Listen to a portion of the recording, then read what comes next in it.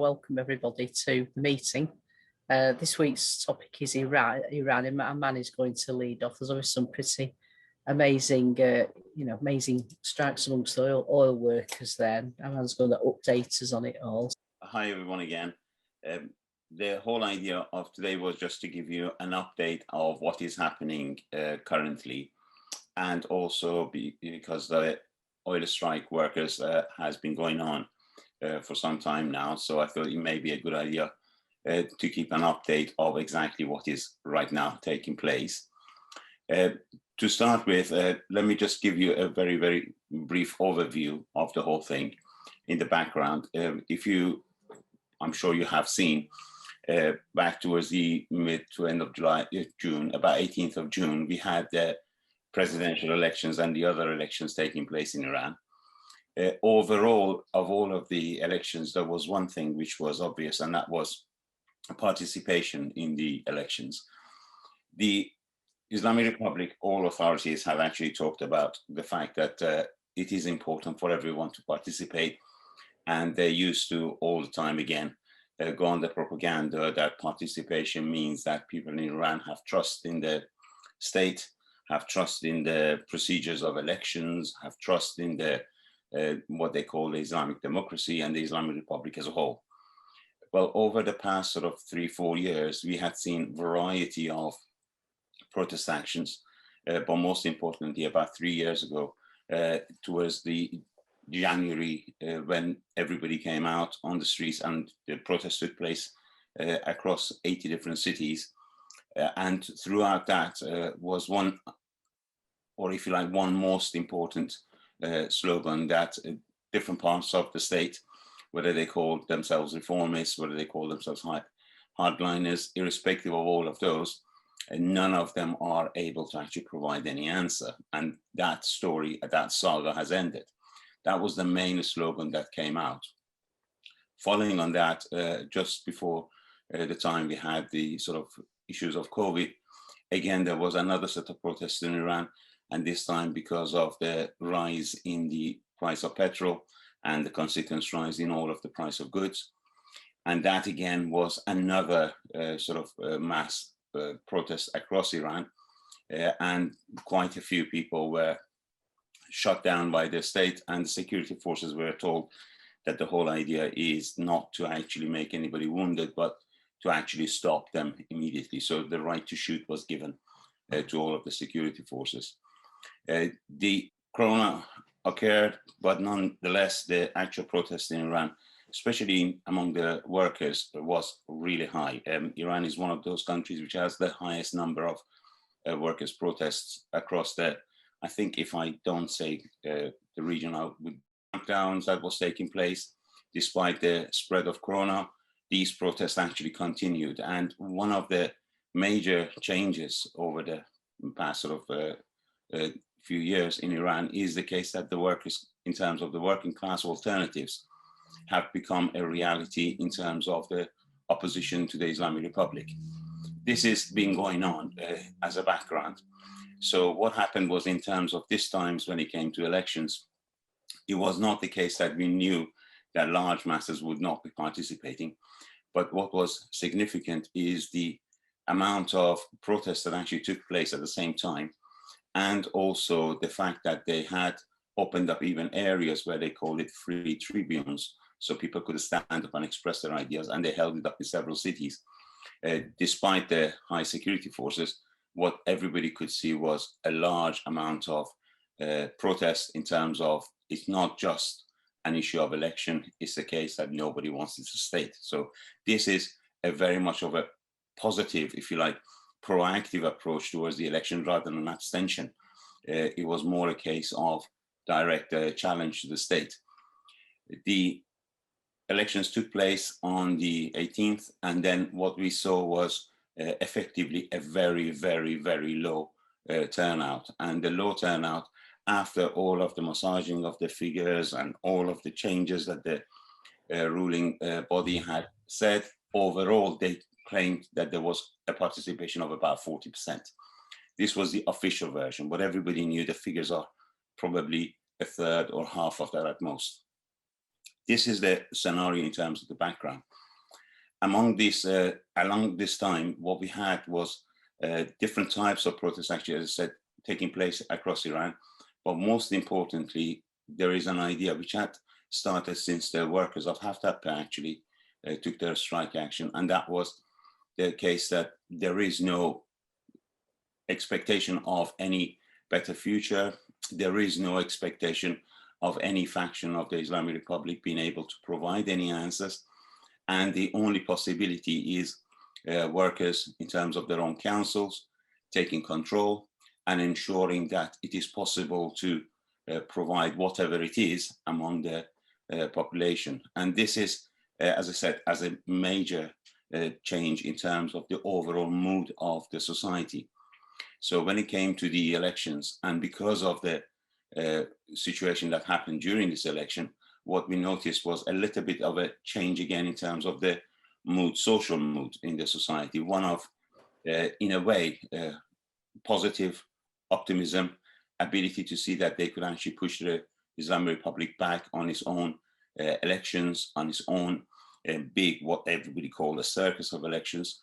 But nonetheless, it was a positive action in terms of opposition to the state overall across the society.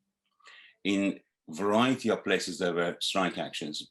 Last year, we had the strike of the oil workers, where they came out on a strike and they demanded a change in terms of improvement of pay and conditions, and also a number of issues of demands with regard to the way that the whole industry is governed because of the health and safety, etc. This happened, and the state actually promised or pledged to the workers that they will be providing all of the demands of the workers, and they would see to that. Over the year, we saw nothing happen there. So in that sort of scenario, the oil workers went on a strike. Now, when we say oil workers, it is important to mention a couple of things. Number one, since the very, very beginning of 40 years ago, when we took the, in Iran was the uprising in 1979, oil workers played a key role. So socially, they were known as a major bulldog in terms of the change of power in Iran. Then we had the Iran-Iraq war, an 8-year war, which actually meant a huge dysfunction of the workers in this sector and a spread of them among the different places within Iran. Post-war, the reforms took place in terms of ensuring that the oil production and the whole exploration of oil continues, plus the gas industry, petrochemicals, refineries. So we are talking over 100,000, nearly 150,000 workers in this sector. But what had the Islamic Republic done throughout this time was that they actually tried to do everything to avoid any form of unity among this sector of the workers. For example, what they had done was they broke the industry to sections. A small number, less than a quarter of the workers are employed through the oil company of the state. The rest of the industry is actually dismantled and fragmented in terms of huge number of different companies, a large number of what they call subcontractors, and further breakdown of any work. So in even small areas, you could see a number of different companies in order to actually avoid any form of unity among these guys. In addition to that, there is one thing which is in the oil industry, and that is, it's like the army. They're not allowed, it's a complete ban of any form of workers' organization. Not just generally as the law is, but because of the sector itself, there is no formal, even the state-owned, if you like, representative bodies that they have, even they were not allowed, and they haven't been allowed. There is one area which is particularly like Asaluye, is in south of Iran, temperatures of 50-odd degrees C. The situation is because it's a remote area, a lot of workers actually have to come there to do their work, and therefore they would actually be moving from different parts of Iran. And as a result, a lot of them do not have the ability to be able to go back. So the working in terms of number of working days has meant that when they get there, they have to have dorms and accommodations there, and that accommodation is provided, and it's pretty scandalous in terms of the conditions that they have provided for them. Also, one other activity that the Islamic Republic has been doing over the past number of years is that even, I think probably in this case, Iran is the only country where you work, but you don't get necessarily paid. So withholding the pay is one of the tactics that the Islamic Republic has continuously used. And when I say withholding it, we're talking sometimes in ranges of about 6 months, 7 months. It doesn't mean that they don't pay anything for 6 months or 7 months, but the actual payments are not paid on time and delayed and delayed and delayed. So in a way, the workers have to literally turn up. And this is, again, another major issue that we have with regard to the working class and the oppression that they have. Adding to that, the devaluation of currency and huge amounts of rise in terms of the price of goods, high inflation, it has meant that throughout the time, we're talking about high levels of poverty among these. And again, part of the work of the media of the Islamic Republic has been the case of driving a wedge between the workers in this sector of the oil industry to the others. These are highly skilled workers with a variety of technical abilities, which is not something that they can actually replace with anybody immediately. But in this way, what they had said was that these workers are getting paid more, whereas everybody else doesn't have the same level of pay. So driving a wedge between these workers and the rest of the working class in Iran has been continuous as well. In such a situation, then the oil strike takes place. The call is on 19th of June and workers come on a strike. And this is a massive, solid action. So if you think about it from the point of view of the number of divisions, the number of different companies, given the fact of the situation with regard to the pay, the conditions, and all the rest, the workers were able to actually join and provide the unity in terms of an industrial action across all of these. And this unity in action is a very, very large sector. And workers are on not only in just one place, but on different cities. So we're talking a huge possible scenario with regard to the work, in this case, to the other sides of the issues that are happening with regard to the working class in Iran. A large number of workers in different cities have come on a strike, and they have said that they will stand solid and they would actually fight back, and they have got the demands. The main demands that they have is with regard to, one is with regard to the pay and conditions, making sure not only the payments are actually made at the time that they are supposed to be made, but also the increase in pay rises. That's one hand. Then also what we have got is the demands for improved health and safety. The current health and safety and lack of acceptance for that. They want full compliance with what is generally considered as international standards. Another main demand that they have is in these areas, because they are very remote and they are very harsh conditions, they want workers to have the number of days that they work in a month to be divided into two parts, 20 days of work, 10 days of rest. So they would get a chance to not only leave the harsh environment, but also go back to their families and be able to rest.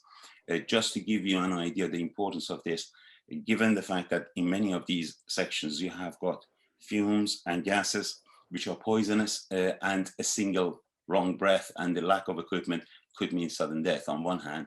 And also because of the pressure of the industry, a lot of workers have got a lot of, if you like, tensions and also pressures physically in terms of their health. And therefore it is important for them to have a long break along the way. Another main issue that they have been calling for is an end to this system of subcontractors. They want to end this situation of division of workers to different sections as what they call, or what the Islamic Republic calls, official or non-official, an end to the contractual, temporary, agency, and all of these types of contracts, and effectively common contracts to a large extent across the whole industry. Also, in addition, they want to have the right to their own independent associations. In other words, workers would be able to actually form their own organizations and obviously have the right to strike. This is especially important in areas where the state has called them special economic zones, where it is not just like as bad, if you like, as the other parts with regards to the working class, but specific legislation is there for them in terms of their turning up to work, length of time they can stay, ability to actually organize anything. All of that is especially bad in these special economic zones. So they want an end to all of this. Now, the strike has been taking place across literally 19 major cities. And therefore, it means a huge amount of, if you like, bottom-up work among workers, which is a major issue in terms of their ability. The state has so far, initially the response of the state was threats. 700 workers in one refinery were handed in their sort of final notices. They did the same in several other smaller places.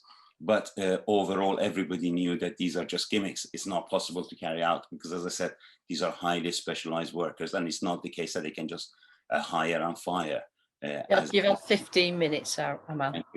So this has been the sort of work. So generally speaking, this shows a huge amount of work within the working class through their own connections and through their ability to form a united front in terms of the demands that they have had.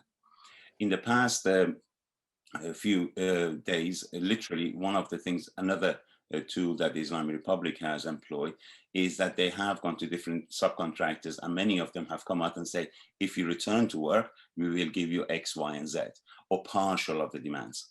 And they've tried to drive a wedge again among the workers. And this has so far not been able to hold it. And every day we're hearing news of different sections coming out and again expressing their support in terms of the oil strikes demands. The demand against these subcontractors and an end to this is not a demand of just the oil workers, it goes across the industry. One of the major strikes, as I mentioned, was in Hekmatist, and they managed to actually reverse this. The state was effectively forced to accept that the privatization that they had done does not work, and therefore they said we will return it back and end this scenario that was taking place in that industry. Along the way, even in Hekmatist again, we have had a strike. It is the only sixth day today. Their demand is for an end, a complete end to any form of sackings, return of all of the sacked and fired workers. And they have also asked for, similar to what the oil industry has had to a large extent, they've asked for improvement in not only health and safety, but complete free vaccination for all the people as well as part of the demand socially. So we have a huge amount of these number of protests are taking place. What is, I think, probably most important to note is that in every country we see struggle of working class against their state. That is one of the most common things that everybody can see and hear news of. The significance of what is happening in Iran is that it is not possible, like probably many other places, for the state to change from one body to another, one party to another party. What is significant is that they're actually calling and challenging the whole of the state. And this is very different in terms of inability of the, if you like, the state to provide any other alternative as a possible avenue to get out of the situation. So this is the scenario that is happening. That is the significance of it. There is one thing which I think is commonly accepted in Iran, and that is that the Islamic Republic is got to go and is going. The question is not whether Islamic Republic is going or not. The question is really, what are the alternatives? And this has been gathering momentum. And from that point of view, the exciting part, or if you like, the major issue today is that the workers and the working class is coming with their demands as an alternative. How solid it is? I think it is very solid. Is it complete? Is it ready? Are we looking and seeing effectively right now a socialist revolution? No, it has got time to go for that. But the alternative socially, I think, is a major change and is a major issue in Iran. The ability of the state to provide any answer is probably non-existent. The current scenario, that the situation with regard to even the provision of electricity is one thing. The state has not been able to guarantee that. In most cities, we have 1 or 2 time periods of 2 hours where there is no electricity. And this has major repercussions when you go across all of the hospitals and all of the other areas, including the food industry, etc. And the chain effect is major. Another issue is the issue of water. We have had reasonably high temperatures in Iran, and the state has been saying that we have got lack of water. Now, this lack of water is partially, if we could look at the environmental issues, but more of it is in terms of the way that the whole water industry has been managed, and that in itself is another issue. During the past 4 days, we've had major protest actions taking place in South Iran. To date, up until last night, we've had 4 people who were shot by the security forces, for literally young kids. We're talking under 25s, and they've all been shot in the sort of part to make sure they're not wounded. But the protests are taking place. So the state is having issues of social, lack of ability to provide the power, water, consistency, and also the issue of COVID. Roughly in Iran, the official figures stand at the moment around 200 deaths because of COVID, because of the lack of vaccination as well. And the whole scenario is showing an impasse for the Islamic Republic to progress. And at the same time, we have these protests bottom up. And this is the turmoil that we see. What is really required, and one of the things which we thought may be a good idea to have a talk in here, is I think it's important to show support for what is happening with regard to workers' demands in Iran. Model resolutions have been coming up. We've been having a sort of variety of support coming through for the workers, oil workers specifically, from French main syndicates, CGT, CFDT, etc., right to unions of industrial, and a few others have actually expressed their support. And that does have an impact in terms of the morale boost for the workers in Iran. But I think it is important to actually keep that support up, especially when there is a media, to a large extent, blackout of any form of the demands of the workers, and the fact that it is coming up in forms of declarations that they are putting forward, and also stopping the state from progression of the current scenario. Situation is in turmoil. Anything could happen, and literally like the situation we've had before, it could erupt to anything major across the whole country. The state has changed the presidency. The new president who's coming to take power was known for the number of executions that he actually had carried out back in the 80s. And also he was the head of judiciary, which gave a blanket acceptance to the killings that took place in 2 years ago in Iran. You're 20 minutes, Aman. Sure, I'm just wrapping up. And also, it's interesting enough, is actually being chased by Amnesty International through a variety of the law in Netherlands for crimes against humanity. So with this scenario boiling, I think it is important to actually express support with what is happening in regard to the workers' strikes and their demands. The major issue also, not to forget, is by putting their major demands, the demand for workers to have their own organizations from their own general assemblies, and the idea of the councils as Soviets, as we call them, Shura, is very, very much an issue today. So it has huge amounts of left and workers' organization approach, and this is something which I think deserves full support. I've tried to give an overall view of what is happening and what's going on. Thanks, Pam. That's fantastic. Thanks very much, Aman. It's a very, very thorough and was very interesting update, and I'm sure we all feel better informed now. Who would like to speak? John Ryman. I have a couple of related questions, Aman. First of all, what is the level of support for the oil workers in the rest of the working class in Iran? And related to that, is there the potential for a general strike to develop? And finally, I'd like to ask about the situation within the armed forces, including both the Revolutionary Guard and the armed forces in general? And are there potential cracks or opening up within the armed forces? The situation is, with regard to the support, there is a huge amount of support. As I said, when we look on the variety of the internet and all the other Telegram and variety of other news that comes up through Iran, different sections are showing support for the workers in terms of the oil strike. Just to give you an idea, for example, those workers in Asaluye, where they actually stuck, and some of the workers went home, some of the workers stayed in the dorms. And what we have seen is from the nearby cities, people are actually gathering food, making and cooking and etc. and taking them food. That's from the social point of view, but also across different sectors. Refineries are across 16 or 17 different cities, and the support is coming for them along the way. There is a possibility of spread further in other areas. The way that the general strike could take place is not given. So could it happen? Yes, it could happen. Does it need further work? I think it's going along that way.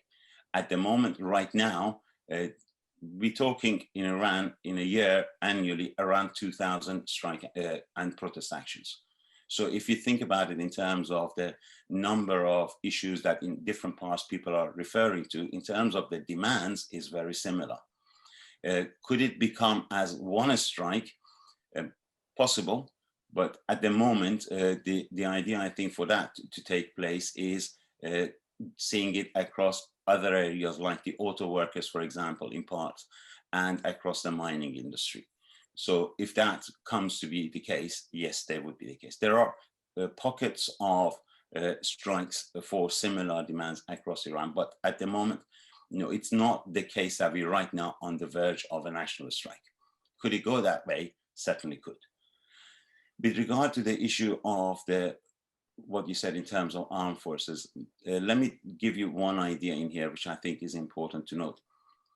Situation in Iran is the case that the ruling body knows that it cannot follow the pattern that they have done so far. So what we have seen is effectively jumping off the ship by the rats to some extent. Parts of the reformists are expressing that they want to actually have a different scenarios and different situations. The right opposition is hoping for something similar to what happened in 1979, a change of power on the top. So their idea is to see if they can get parts of the armed forces, parts of the, if you like, people in the state who are not so happy, get them together and provide an answer. But really in Iran, that is not going to happen. A repeat of 1979 is impossible. Neither the working classes at the size that it was, nor the level of the political and economic struggle in Iran is at the same level. So the same scenario of 1979 could not occur. But are the armed forces in general, well, those parts of it is broken into sections. One part of it is the part of the security, which is the Islamic State in terms of the pastarans, revolutionary guards, etc. And then you have got the second separate part as the army. At the moment, in terms of the body of it, no, the body is still in favor and they only see the Islamic Republic as the only alternative. So we don't have that scenario at the moment. But the body of the army, and most of them literally from people from working class as well, who are as soldiers, etc., they have not been brought in. Even in the south, when there is a crackdown at the moment taking place, they bring in the special guards that are going there. But what they call is the Yegane Vije, which is the special security guards from the section of the pastarans or revolutionary guards that are actually doing the action of the crackdown. Not the army itself. They have kept the army out. And that's the scenario as we have it at the moment. Chathora, or Chatora, sorry, I hope that's right. Yeah, Aman, when these kind of struggles happening in countries, normally what will happen, it will end up in a regime change. But you said that the people are expecting to change the whole different system. So where that leadership comes from? What is the strength of the left? I think that this is the scenario that we're seeing. At the moment, the strength is not regarding with the specific party or specific section of the left. That is not the case. What we have got is the demands that are very much the demands of what we call the socialist demands or workers' demands. They are taking place mostly. And that demand is for workers' rule, ability of workers to form their own Soviets, their own councils, taking control and going forward. I would be wrong to say, okay, I'm with the party that is the best. That's not true. There is no alternative individual parties. What we have is two alternatives in Iran, the workers' alternative, and we have also at the other side, the right wing, or if you like, the right opposition. The opposition of the right wants an end to Islamic Republic, similar to what you see in terms of the opposition of the workers. That is common. That's why I said the idea of the Islamic Republic going is not an issue. The difference between the right and the left in terms of the opposition is that the right wanted handover change from the top, whereas the workers and the left are demanding something different. And that difference is in terms of how would it be governed? What would be the ruling situation? And the ruling situation is with regard to worker Soviets, general assemblies, representatives, control, and making sure that the main demand, which is commonly known in Iran under bread, work, labor, in terms of abilities to do the work, and also freedom. This is the banner which is forming under. What is happening with Iran is also different from the point of view of the Islamic Republic. When there was the uprising in 1979, the Shah regime went. It went and stopped. The next one came in. What we are having with the Islamic Republic is not that case at all. The Islamic Republic is, if you like, is like a crystal glass, unlike a normal glass. If you drop a crystal glass, it goes shatters with all sorts of factions and sections. The Islamic Republic doesn't have a choice. None of them can actually go out anywhere. So therefore, they have to fight until the last breath. It's not like the case that Shah went to Egypt, Panama, and then the US. That is not going to happen with the Islamic Republic. Each part of it wants to stay to the last moment, and therefore they would fight to the last bitter end. And from that point of view, it's a different scenario. The alternatives, or if you like, as individuals, we've had a number of different representatives coming up from the point of view of the working class. A number of workers have actually shown the ability and capability to actually speak as, if you like, representatives of the working class. That has happened. We've seen a number of new characters with a different quality and different ability. And this is one thing we're seeing. The alternative is expressed as that. I personally think that the real class struggle, proper class struggle in terms of the socialist revolution, probably does not happen before the Islamic Republic departure, but probably post-Islamic Republic departure. That is the most likely scenario. How would that happen in terms of whether it is dual power, whether it takes the time, whether it becomes like the 1917 in Russia, or could be anything else? I think future is difficult to actually predict like that. The idea is that the main issue is that the Islamic Republic does not have the ability to continue because it cannot provide any answers. So I remember the old time we used to say one state usually falls, not because the opposition is stronger, but because that ruling party doesn't have any answers. And therefore the others come and take over. At the moment, the Islamic Republic is in that scenario. One of the slogans, for example, in the cities in the south we're hearing that the people are demanding for in terms of the water, they're saying, if you cannot provide jobs, if you cannot provide health, if you cannot provide electricity, if you cannot provide power, if you cannot provide support and vaccination, if you cannot provide proper education, if you can't provide all of that, why are you in power? Go away, let us choose. That's what is happening in the country, this inability of the state to provide any form of responsibility. And as a result, we're seeing an increase on the other side and therefore more turmoil.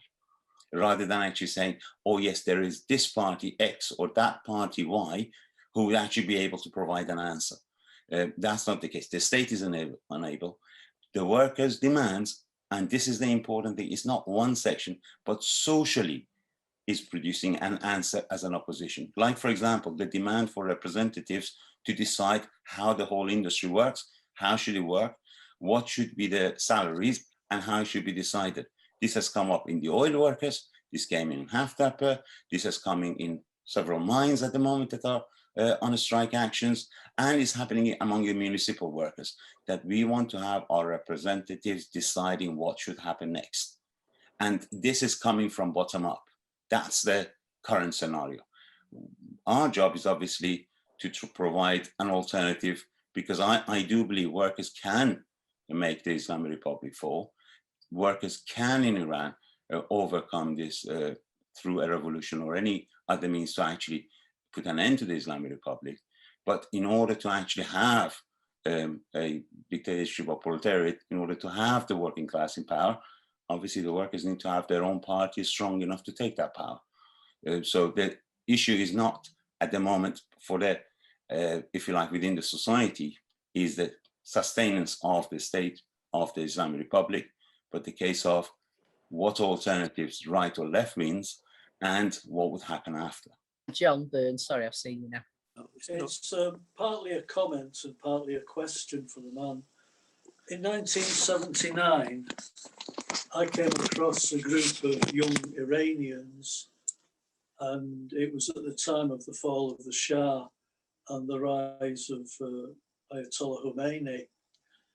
And having seen, if you like, revolutionary movements in history, I asked what they regarded as an absolutely stupid and naive question, and that was that Ayatollah Khomeini was coming out with statements that indicated that it was on the side of the workers. And I asked if there was any likelihood of an element of the Islamic Republic representing themselves as supporters of the workers, like in the French Revolution, in the estates, the church estate, the bishops were solidly in favour of the monarchy, but on the clergy side, the parish priests, many of them sided with the revolution. And again, in other revolutions in South America, we've had the situation where elements in the Catholic Church have sided with the revolution. And it struck me that given, if you like, the abhorrence of the Shah and the rise of the revolutionary movement in Iran, that there might have been some elements in the Islamic clergy that would have supported, if you like, revolutionary ideas. Is that totally wrong? You know, I'm asking Iman now, what sort of state is the Shia elements of Islam in Iran? Is it totally reactionary, or are there elements that do, if you like, support the workers? There is one thing. When the 1979 uprising took place, the uprising, we are talking in Iran of a country at the time of about 33, 34 million population.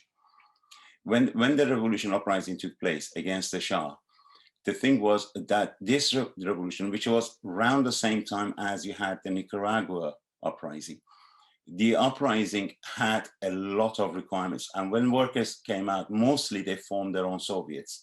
The idea of formation of Soviets in Iran is very much born in that time as well.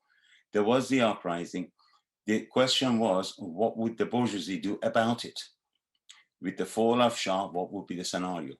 And again, if we look back at 1979, this is the time that we still had the Cold War, and the whole idea of, if you like, bourgeoisie was on one hand to form something against the possible change towards what they consider to be red.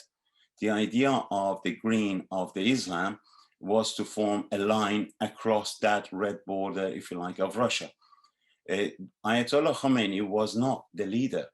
What happened was he was made one just before, at the time, just before the uprising.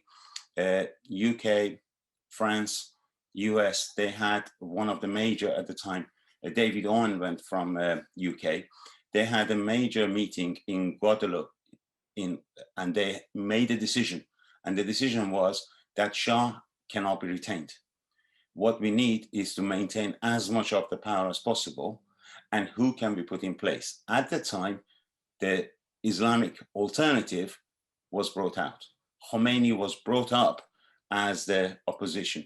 And also there was another reason why they could actually rely on that. The idea was that if you like, they're part of the religion at that time, they had all of the mosques, they had their own chain of connections. And at the time, I remember in the 1979 uprising, back a few months before that, if you were in a protest, and in the protest action, in a march in the street, if you went and sat down with the Shah, immediately the Islamists used to come, circle around you, push you to one side, and they said that has not been called yet. The Islamic forces throughout that time, their main job was to halt the uprising and to halt the revolution. Even when the uprising took place, Khomeini said that I have not called for the uprising. What have you done? I have not called for insurrection. Insurrection happened. And there was no alternative from the point of view of the left and the working class strong enough, so therefore Khomeini took power. More than that, when the oil strikes happened at the time, it was Khomeini and his team, Bazargan, who became the next PM, were the ones who had actually gathered the money, and they had talked to some of the leaders of oil workers. And they had said, we will provide you with a continuation of the money in order to ensure that this strike does not fall because of money, but at the same time, they don't want to have any reaction against the Islamic alternative. That's how the Islamic Republic came to power. Over this time, there was never a case that part of the religious body or anything else would be in line with the protest action and the uprising. The whole idea was how to stop it. And that was the political thought. Now, the uprising was strong enough to force the Islamic Republic to accept certain things. For example, the idea of Soviets was pushed in Iran at the time. Even the Islamic Republic, when they came into power and when they even consolidated their work, they actually used the word Soviets as well, but they call it their own Soviets, if you like, what we call the Islamic Soviets. They couldn't stop that. The establishment of the Islamic Republic, the consequence actions that took place, even the war that took place with Iraq was with the intention of stopping that uprising growing any further. With hundreds of thousands executions, that's how the Islamic Republic finally established itself. The problem is, it was supposed to be a transient. Islamic Republic was always supposed, from the point of view of bourgeoisie, was supposed to be a transient power to change back to a power which is acceptable. That transition could never take place further because of the continuation of the class struggle that took place in Iran. That class struggle today has actually come back again. And what we had seen in terms of the way that the Islamic Republic has acted throughout the Middle East has always been the case to make itself acceptable to the expectation of what the bourgeoisie wanted in the first place. And that's how they came in place. Also, because of the level of the increasing of the class struggle, what it meant was that the Islamic Republic was the only power, or is the only power, that the bourgeoisie has that could actually ensure stoppages of any further deepening of the class struggle. That's why it's in power. That's why the West doesn't necessarily want the Islamic Republic. The question is against what they are maintaining the Islamic Republic. And that is the bit that they are working in difference. But what we're seeing today, almost 40 years later, we're talking of a population which has been, instead of 33 million, is now almost 80 million. We have seen a huge amount of increase in the number of workers across the population.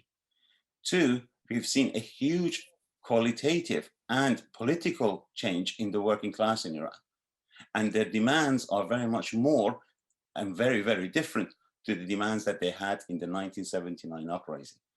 At the moment, there is no section of bourgeoisie who can align itself with that demands of the workers, because the alternatives are far more red. What we have, therefore, is the right-wing opposition that has accepted and knows that they want the downfall of the Islamic Republic. And there is a huge population that is asking for the downfall of the Islamic Republic, but the difference is in what alternative each one of them provides. So the situation is a slightly different to the, or majorly different from this point of view to the 1979.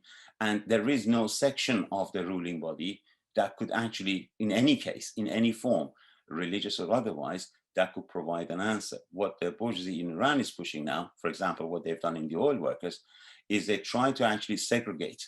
For example, workers in one area, Iran is a multinational country. One nationality would go to work, the other nationality doesn't, and they keep pumping that up. And the importance of, for example, the oil strike at the moment, or similar strikes that they didn't have that, but is that they actually are calling for the unity of the working class, irrespective of all of the intimidation and segregation that they're putting forward. So from that point of view, the situation is very different, and it cannot be a return of the 1979 scenario. Bourgeoisie needs to act much, much harshly and differently, because the levels are very different to what it was in 1979 from both sides, the bourgeoisie and that of the working class in Iran. Ellie. Yes, thank you very much. I do apologize. As soon as I turn on my camera, the connection goes off.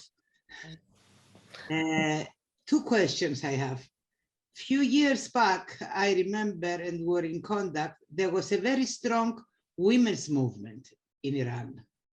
And really, they were, their voice that was coming up to us.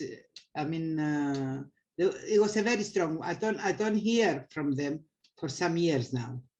And my second question is that lately we hear that how people feel in Iran when they hear that Iranians, they help Hezbollah, they help Hamas, and especially with the latest strikes in Israel, there was a lot of information through the media that is Iran who is helping Hamas. I wonder if there is any reaction in the country. I mean, among the workers or among the progressive people. Yes, let me tell you with the first one that you said in terms of women. I think the question of women in Iran is very much not just an issue, but it's one of the major issues. I think it wouldn't be wrong if we say that Iran has a very much of a women issue revolution. Over the past 40 years, despite all of the atrocities which have taken place, I'm talking atrocities not just legally, not just from the inheritance, not from the enforcement of Islamic laws, but also in terms of throwing acids in the face of women that they consider to be not using the proper veil, the inability of women to do hundreds of millions of other things, and the total scenario that women have become the third-class citizens. This has been done over 40 years. So if you think about it in terms of a little kid that has only seen this across 40 years, still in Iran, they still cannot enforce the basic Islamic laws on women. So the amount of, or if you like, the potential or the active voice of Iranians with regard to the recognition of the right of women and the equality rights is inheritance and can be seen across the whole of the society. When we look at, for example, the protests of the retired workers, when we look at the protest of the teachers, when we look at the role that women played even in the Haftar and in part in with regard to the oil industry and many other areas, the role of women is understood and accepted part and parcel of the work of the opposition in terms of the working class in Iran. What the Islamic Republic tries to do is obviously segregate it even further. The role of women in terms of even the Ukraine airliner that fell down and their participation in terms of organization, etc. This is something common in Iran. So I think that what you may not see is the ability of many of these to be formed in terms of organizations, which is banned in Iran, and the ability of them to express it in the way that you may see across the country. But the role of women is, to us, is understood. And when I say us, I mean to anybody in Iran from the point of view of population. That is part and parcel of the everyday struggle. So it's not the case of what about women's rights? It is already born in it. It's part and parcel of it. That's one thing. There is another issue which you mentioned in terms of the connections. Well, let me tell you one thing. The new president that has come to power has said, don't worry, Syria, we are there and we provide you all the support that you need. Now, think of a society that actually sees this, that while they're not even able to provide the basic needs of the society, the president of the country says, no worries, we are there. Currently, Iran supplies part of the electricity to Iraq. Currently, the amount of, if you like, the number of connections and the amount of participation and efforts and costs that actually the Islamic Republic spends in the whole region is common across in Iran as well. What the right wing is trying to do is trying to use that as a wedge. What they're trying to do is to say that the problem are Arabs. The Islamic Republic is with Arabs, and Arabs happen to be Hamas, Arabs happen to be the variety of factions against Israel. That's what the Islamic Republic portrays. While on the other hand, the right wing, in terms of Israel, is trying to say that the whole problem of the Palestine, the whole problem of Middle East is because of Hamas or Iran. The working class really doesn't follow either of those two. The idea of the working class is, what happened was, for example, in the protests in Lebanon, there were banners lifted up that said, we support the same struggle of workers in Iran. In Iraq, we had banners raised up, we support the struggle of workers in Iran as well. The working class in Iran doesn't have a problem with regard to Arab workers and Arab, if you like, countries. The problem is that the whole issue of Palestine, the whole issue of the Middle East has become polarized between two poles, and that's what the media portrays. The difficulty, or if you like, they say the problem is between Israel, and the problem is that of the Iran on the other hand and its supporters. But in reality, down literally within the strata of the society, that is not the case. Similarly, we have the issue with Afghanistan at the moment. Taliban is coming to power. Taliban goes and sends its representative body to Iran, and Iran goes there. Iran actually recruited people from Afghanistan and forced them to go to the war that they had against Daesh. But there are 1 million Iranian Afghanistani workers who don't even have the right, if they have a child in Iran, to get them a birth certificate to send them to school. The idea is, what I'm trying to say is, the issue of Middle East is not an issue between Iran as the Islamic Republic and Israel. Big issues needs to be answered. The issue of Palestine needs to be answered. Israel is against the Islamic Republic progression within the work or within area of Middle East. But if it is the case that we see a workers' struggle taking place, I won't be surprised that Israel would stand next to anybody else against the workers. And that is commonly known. And this is the general issue. The feel for the rights of Palestinians, the atrocities that are taking place, the apartheid that is taking place in Israel, does have support in Iran.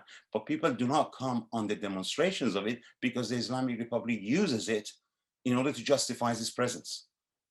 And that is the difference, exactly the same, that the Islamic Republic during the protests of 2 years ago, they spread flags of US, hoping that the protesters would walk over them and use that politically. And every protester went around it. It wasn't because the people in Iran were in support of Trump, but they do not want to give another excuse to the Islamic Republic to use that in order to suppress.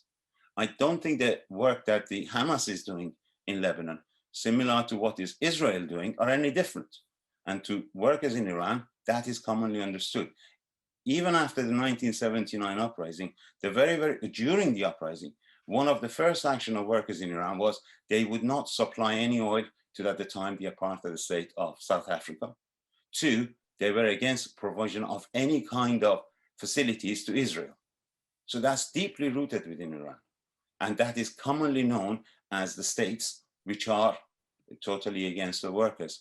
The Islamic Republic has used that sentiment in order to portray itself under the banner of support of Palestine, under the banner of against atrocities of Israel, to justify itself. And that is something which takes place in Iran. And I think that is majorly seen across the country.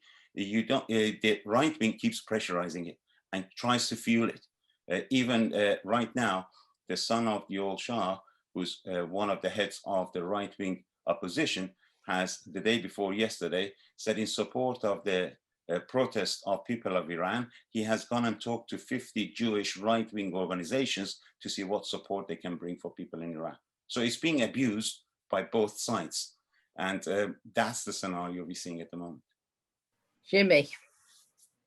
Aman, earlier you referred to the bourgeoisie in Iran. And the question that I have is to try and understand who are the bourgeoisie in Iran. For example, normally when we think of them, we think of them the owners of capital, the owners of property, the owners of land, people who live on a multinational stage, a global stage.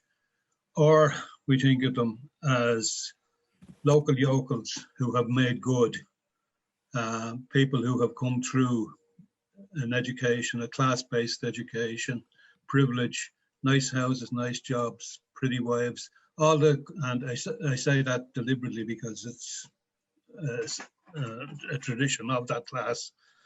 But what generally you find is that the privilege is accumulated in layers. There are people at the top who make decisions irrespective of what country or what region they live in. There are other people who make decisions because those decisions relate specifically to the well-being and privilege that they've accumulated on the ground. Now, the decisions they make may be decisions to develop the economy, or they may be decisions to protect the economy, or it may be decisions to oppose the challenges to that economy. Now, if it is a situation where the economy is politically and economically unstable, all those privileges, all those perks, the pensions, all the comforts are under threat.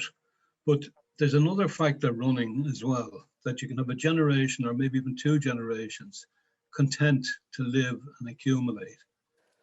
But that doesn't necessarily run through to their children and their grandchildren. And very often you see a rebellion of the youth who want to have the same rights as the people in the West, the people in the East, the people over there who can decide their own fashions, who can decide who to visit, who to talk to, who decide what bicycle or what car to buy. So the middle classes have a particular, or we have a particular understanding of the middle class in history. Generally, when I just talk about them, I use the old phrase, the half-crazed middle class, the layer squeezed between the workers and the rich. And they can very often be won to the workers, but equally history has shown many occasions when they were won to reaction to defend what privileges they have accumulated under that particular regime, that particular timetable. So the question that I ask you in summary is, what sort of layers, strata and solidity is there in those layers? And is there any danger that the youth in particular, the young educated people who may have grown up in privilege could be won to the workers? Thanks, Jimmy. Should we just bring John Ryman in now? Just in listening to Aman, I was just reminded, it seems like 100 years ago, but it was just in 2016 that Trump was elected here to a great extent based on Islamophobia in general, and in particular on Iran, on the situation in Iran with the mullahs in power. That was a large part of his demagoguery.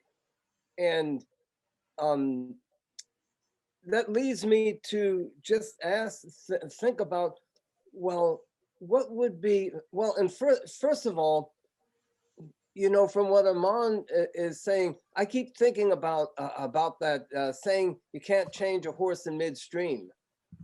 And the problem as I understand it in Iran is, it's not just, you have an old worn out horse in midstream and you don't even have a second horse. The Islamic Republic of Iran is also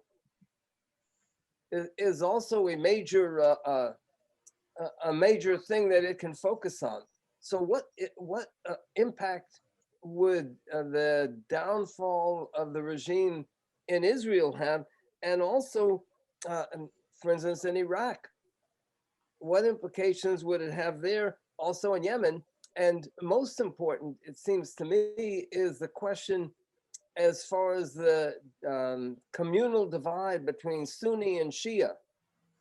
What would be the implications for that if the Islamic Republic, if the rulers in Iran were thrown out? So these are some. It seems to me this is there's huge potentials. Iran, beyond Iran itself, important as that may be. Is that okay, Aman? Yes, sure. Thank you. Two points I think got to be seen. Let me address the point that Jimmy actually raised earlier with regard to the classes within Iran. The sections, or if you like, the middle classes, do exist obviously in Iran as well, like everywhere else, but their number has been squeezed tremendously over the past couple of 2-3 decades. For example, at the moment, in terms of the general economic situation, according to the Islamic Republic's own statistics, 58% of the population is below what they have termed as the poverty line. And this is major. Secondly, is that some 60 to 70% of the population of Iran is below the age of 30 to 35. So that's another issue socially. So we have got a very, very reasonable, relatively younger population. And also added to that is that over this time, at the current, if you look at across Iran, we have got a huge section, and I'm talking definitely around 75%, is almost, if not, with higher education qualification. So we do have that in the country. The country itself had always been a rather modern country from the point of view of aspirations.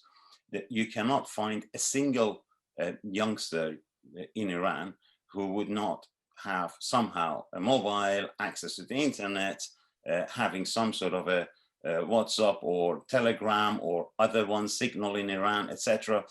That is there. That strata, part of it in terms of the bourgeoisie's point of view, a lot of them have already a lot of economic abilities. And I mean huge amount of luxuries. The huge amount of luxuries that we would see every day from the number of Porsches in Iran proportionally are more than what you see anywhere in the whole of the Middle East in terms of the affluence that the top, if you like, 5-10% have. The affluence and the gap is massive.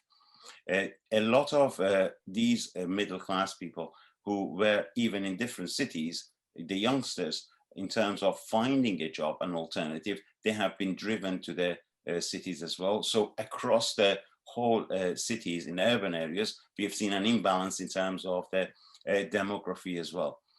The capitalists do exist in Iran, and they have been there.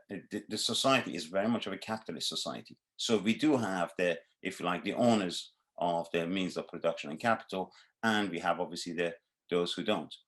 There is one thing, in countries like Iran, in order to produce the maximum amount of the surplus of any single unit of capital that comes to the country, that to be maintained requires a huge amount of provisions. Typically what we say is this, for example, the role of the state is to make sure there are roads, there are petrol stations, there are mechanics, so that when a car arrives in, the owner of that export of capital can reap maximum amount of benefit, and the rest of it falls on the state to provide. And that's the role of the state. So the role of a state in terms of production, in terms of investment, in terms of ownership of the major projects is huge. That is because of the role the states have had traditionally in countries like Iran, and specifically in Iran. So we do have still the major projects under the hands of state. What has the state done? To a large extent, what is not necessarily what you would see as privatization. What they have done is actually have given it to a variety of their known trusted people and who have set up a lot of companies. The actual ruling body, Ayatollah Khomeini and his parties, they are major economic powers. Probably if you say, for example, in Egypt, you see the army as a major economic power.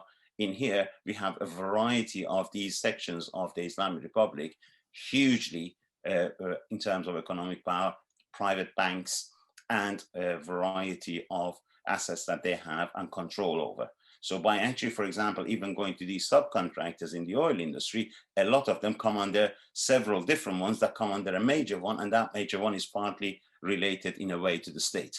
So the role of the state in all of this is evidently different, although it is considered to be called private, but there is a huge amount of mixture in that part. Then middle class continuously has been pushed down. There are protests among middle class as well. That is definitely there.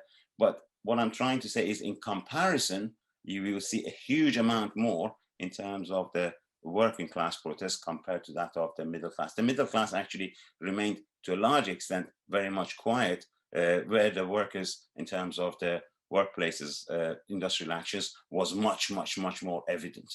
And that's why in Iran, everybody says if there is anything to be done, it's done through the workers. Even the far right opposition has already said that there is no hope unless looking at the workers. So from that point of view, that's been the demographic change.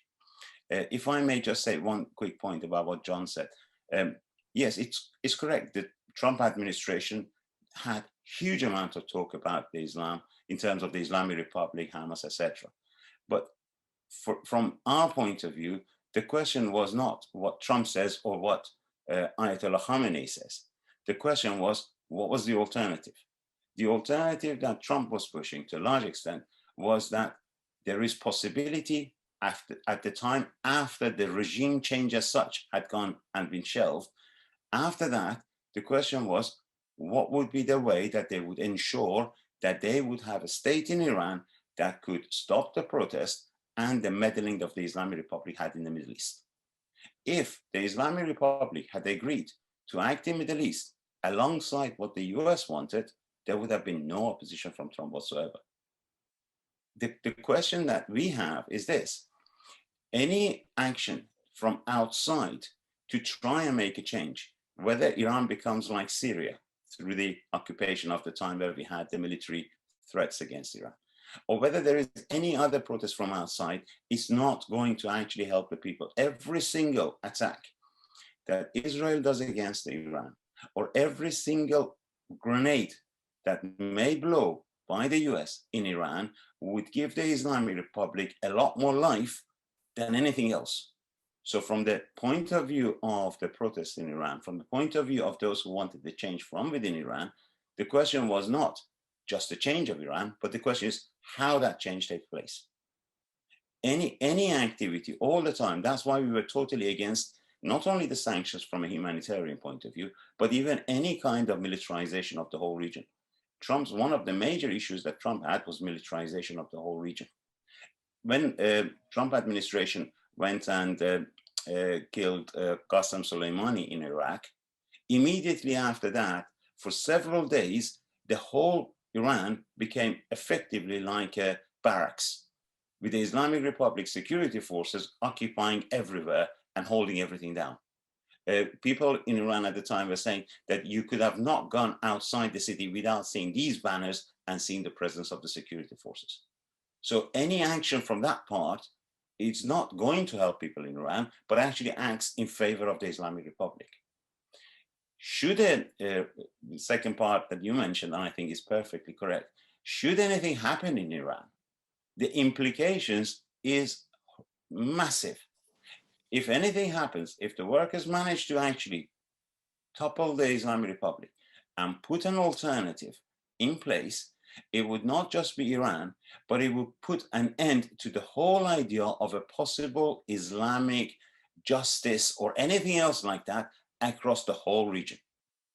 Number two, it would give a huge impetus to a variety of protests which are taking place from Iraq to Lebanon to even beyond, for all of these movements, because they lose something major, and that is an alternative to the current status quo through the Islamic option, if you like. That would just go completely off. 3, I think it would have repercussions even to the east of Iran, going across to Afghanistan, Pakistan, and even India. So it is, as you said, it's a huge issue. Iran is to a large extent a focal point. If something happens in Iran, anything red, if I just may call it that, anything as an alternative, it would, I think, make a huge difference in the region. And also, I personally think that if we see something like what we had seen even during the Arab Spring, but a lot redder in Iran, I don't think the working class across Europe and beyond is going to sit quietly and accept it. At the moment, even today, the Islamic Republic has started trying to kidnap some of the targeted opposition. Killings have been taking place across internationally. This has been going on, and recently another one was foiled in the US. This is happening. What we see, I think, we would definitely see, given also one other factor, that right now there are about over 1 million Iranians in the US and several million across Europe. And this huge number has increased since the 1979 uprising. And this number is, I'm not saying all of them are left or red or anything else like that, but this number suddenly sees a freedom protest taking place across Iran. I don't think they would let the other countries just go by and not notice and not know that that is happening. So this is something which I'm sure would have a major impact. If we saw one protest action taking place for people of Palestine, and we suddenly saw the whole world actually came on flame, from workers in Italy right and beyond to the States who said, oh, we will not even try to put cargo in ships of US. If something red happens in Iran, I think it would be huge support, not only in the region, but also I think in the working class across the world. I just like to ask a minority question. You mentioned, Aman, the diaspora of Iranians abroad. One of the communities that has established itself in Ireland as a serious force within the Iranian community are the Baha'is. And they appear to have fairly significant international networks and reasonable amount of money as well, because they're able to claim resources. What sort of a role do they play, if any, or are they just a community that has been displaced because of religious opposition rather than economic?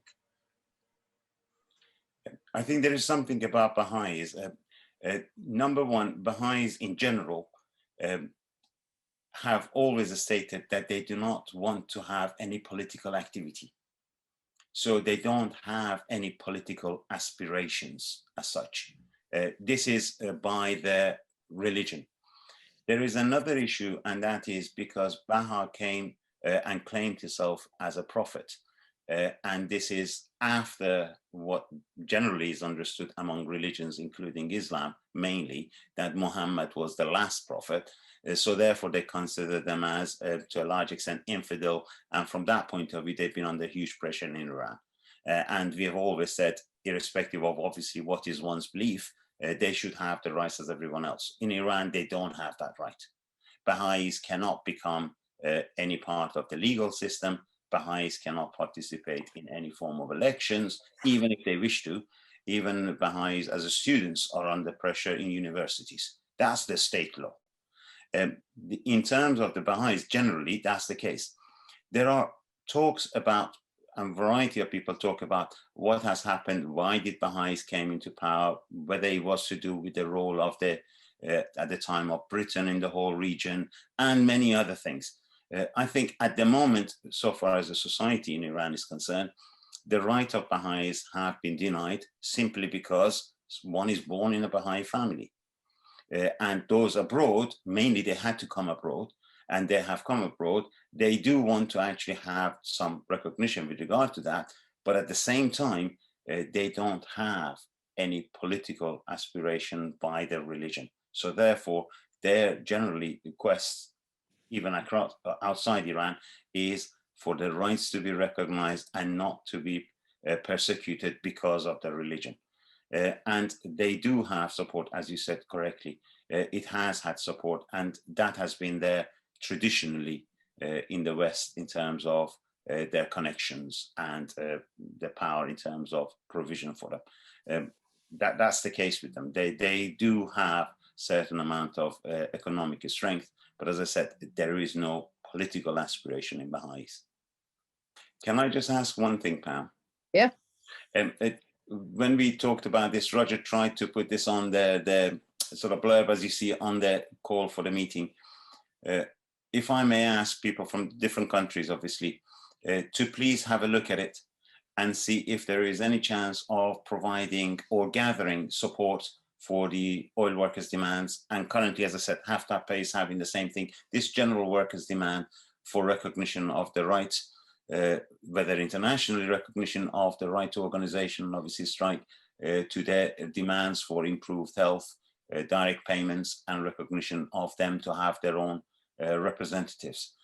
In any form of that is already probably more intrinsically in the blurb. If that could be done, that would be fantastic. And I think spreading the news would be majorly important. Aman, a bit bad. Jim Hollingshead put in a question about where he sent messages of solidarity to. I don't know if you want to come in, Jim, and just say whatever it was. Save me looking through the chat. I put into the chat a little bit earlier. Does anybody have any form of contact details for sending solidarity? I got a resolution of support for strikers through my union branch a couple of weeks ago, and also through my regional committee, and it should go to my national union executive as well. I'm in the UCU, but don't really have any idea where to send it to. So if any contact details for that would be really useful. Sure. What happens is, with regard to the actual workers in Iran, there is no specific contact details to send it to them. It's interesting that when the international solidarity was done by Liberties and, Workers' Solidarity, is it Liberty? I can find that out. UCU Liverpool was in there as well, among others from Argentina to the rest, which is very good news. But if you send it to me, my email I can put on the chat as well. If you send it to me, I'll make sure it gets to the right places and gets translated and passed on. That's great, thank you.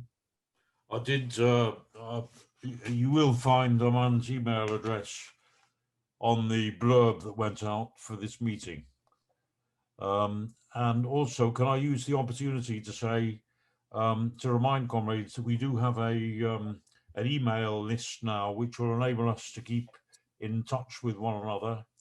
And if anybody who's not on that list wants to add their names, could they just, well, let me know. I'm saying that because any news of, for Iran or for anywhere else, any news of workers' struggles, any messages of solidarity and support and so on, that's, it's good to have a central place to be able to collect them where everybody can see them.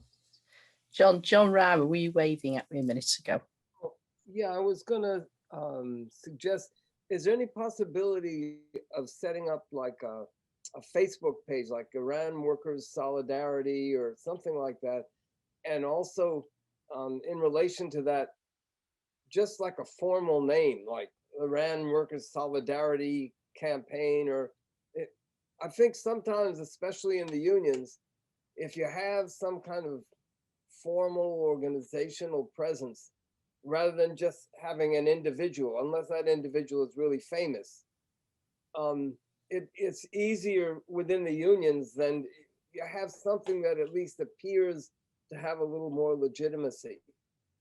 So those are two suggestions, the Facebook page and having some kind of solidarity campaign with its own email address. Jimmy.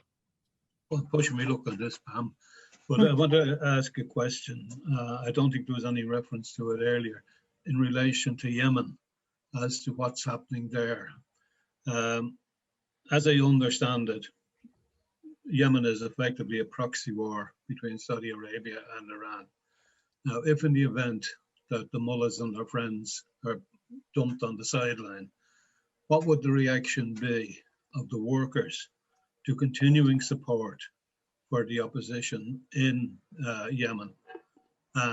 Or would that war simply stop with the annihilation of the Yemeni people by Saudi Arabia on the basis that they've no backup economic or military support?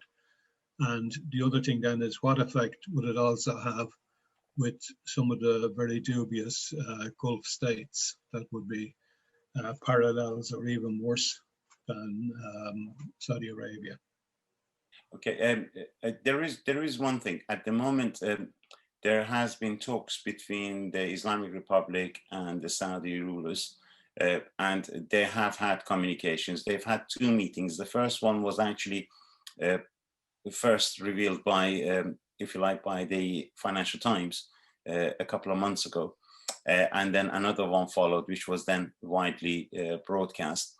The Islamic Republic has been in talks with Saudi Arabia rulers, and their main idea, or if you like, one of the main conversations that they have had has been around 2 areas. One area has been that of Iraq. The other area has been that of Yemen, to reach some sort of an agreement to decide what happens in Yemen, because the Islamic Republic and Saudi Arabia, and if you like, on the third hand, Turkey, are the 3 main, if you like, big powers of the Middle East, alongside obviously Israel, which are put separately. But these are the 3 who have a certain number of claims across the whole region. And what has happened is, in the talks, the degree that they get together would be the case of the degree that they accept what ceasefire or what kind of ceasefire happens in Yemen. I think Yemen has actually become such a wasted scenario, such a disaster for humanity overall, which again become one of those issues of polarization politically between Iran, Islamic Republic, and Saudi Arabia. Neither party has any interest in what happens to the people of Yemen.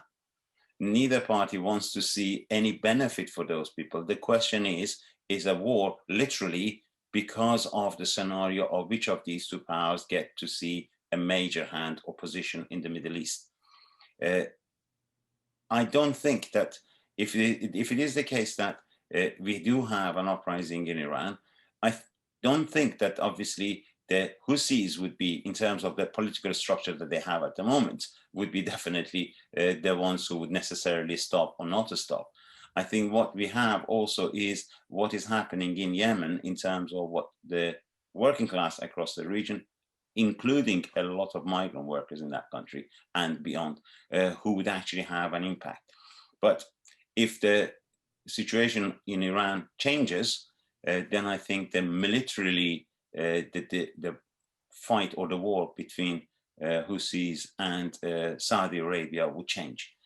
What would be Saudi Arabia tomorrow if Iran is a different country, I think is also a possibility. At the moment, the view of the Saudi Arabia is with regard to creating or looking at a power competitor like Iran. I think Turkey may have some input in terms of Yemen, the same as Turkey is trying to do with regard to Afghanistan at the moment. They have promised to take over the control of the airport of Kabul once the NATO forces come out. So there are a variety of changes that could happen. But necessarily, I think at the moment, the war between, to a large extent, between Houthis and Saudi Arabia is fueled by both Iran and Islamic Republic and Saudi Arabia. The situation may change. Honestly, I wouldn't know which direction it would change, because I think the players would change to a large extent should an uprising take place in Iran. Well, I think that we seem to have come to the end of that discussion. I can't see the point of carrying on talking just for the sake of it, really. Is that all right with everybody? Okay. Well, I mean, thanks for that, Aman. An incredibly knowledgeable person. I think so many people have said, how useful they found it, and how much they've learned really from your explanation. So, yeah, thanks again.